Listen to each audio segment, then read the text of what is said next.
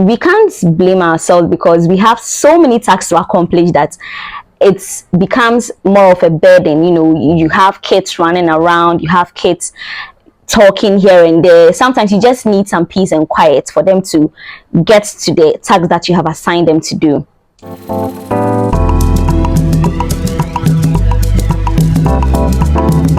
Hi, let's talk about strategies to get your child or your learners to perform an assigned task. But before that, let's take a look at this video. Is it a boy? No, right.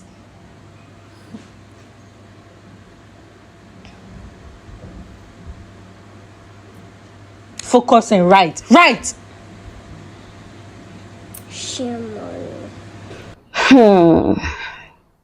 So I came across this video on TikTok and I felt it was such a good opportunity to use it to talk about some strategies we can use to get our learners to perform a specific task or to get our children to do their homework whenever they come back from school. I know many teachers like myself, sometimes we make this mistake.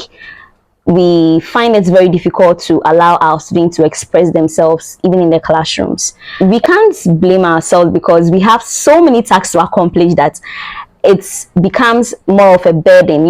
You have kids running around, you have kids talking here and there. Sometimes you just need some peace and quiet for them to get to the tasks that you have assigned them to do. It is not so much of, do I say, the fault of a parent to go to this extent, but it is not the best way. These are some of the strategies you can use to get your learners to perform a specific task or to get your child to do their assignments and their homework when they come back from school. You have to create a conducive, friendly learning environment. Gone were the days where before you get to the school compound, even before you step into the classroom, you are so anxious, you are scared because you have this fear in you. Learning become a problem if a child has to feel anxious all the time. Learning becomes a problem if the child is always scared that you are going to raise a certain tone at him or her, or you are going to raise the cane if they make a mistake or when they try to communicate and they do not communicate properly. This does not help the child to focus properly on what they are expected to learn. This does not help the child to have a good learning feeling because already you are creating more anxiety in them. So learning become a burden for them. We should always create an environment where they will feel at ease. They will be happy to always come to school when it is time for them to meet their lessons and it is time for them to meet their teachers. I always tell my students that if you are not having fun, you are not learning. So I always make sure that my students are having fun while they are learning. I would want them to remember certain things that went on during the lesson. This helps them to grasp the knowledge that you are impacting easily. When they remember certain details during the lesson, it helps them to, remember when they are accounting for it in their exercises and even in their end of term examinations. You try as much as possible to be very much engaged with them, communicate with them.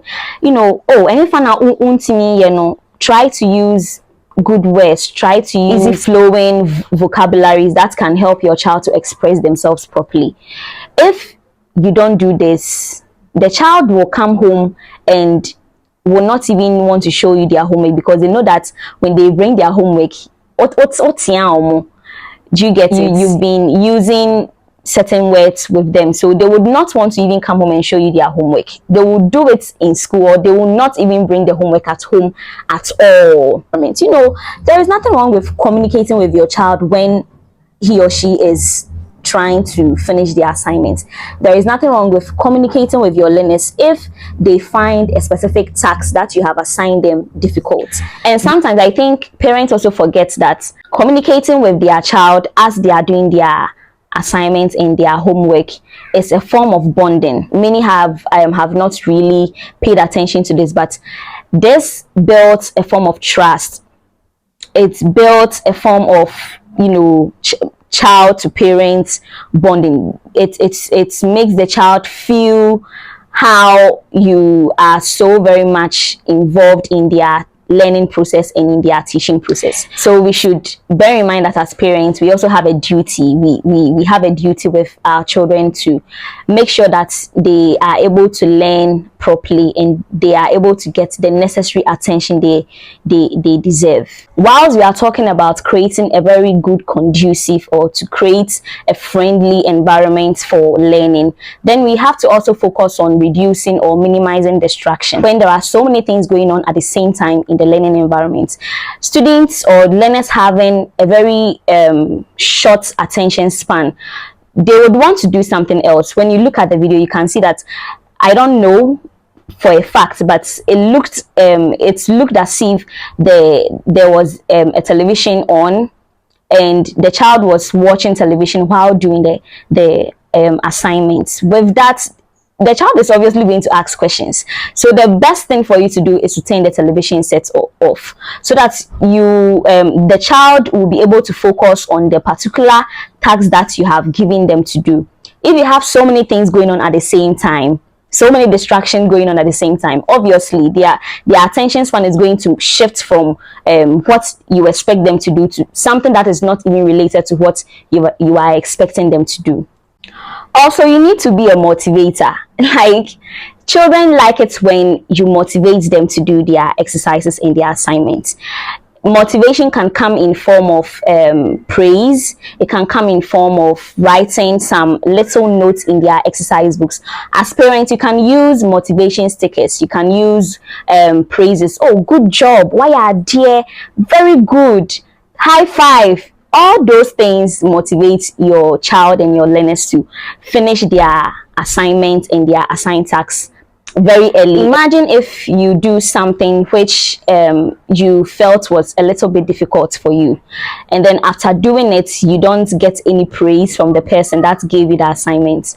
Imagine how you feel. Even as adults, we sometimes have these sort of expectations from people that we look up to. A little bit of motivation from you, the mother, and the teacher as well, can, go a long way. They would always want to perform the assigned task that you have given them. I have this particular reward stickers that I've been giving to my students whenever they get a high mark in their exercises, and I realized that it was boosting their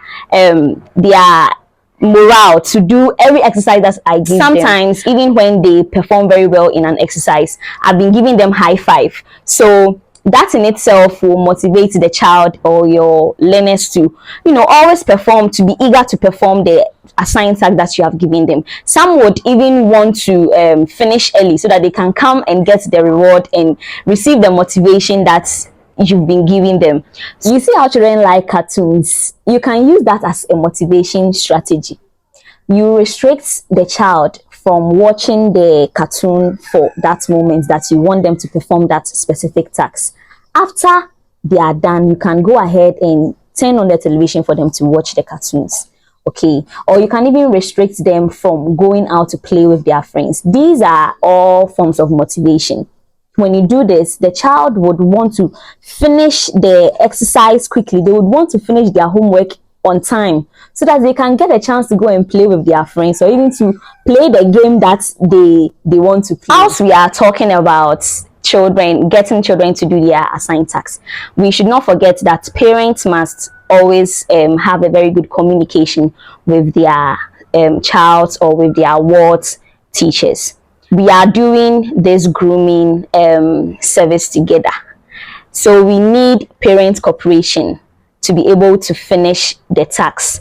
It is difficult, but with your help we can get there. If you want your child to reach a certain height, you want your child to reach a certain level, and you are not cooperating with the person that is in charge or the person helping your child to get to this height and level, how best or how then do you expect your child to get to this level? You can cooperate with us by staying in touch with us all the time. Communicate with us. If there is something that you don't understand, we are always a phone call away. You can also come to the school to check your child's performances.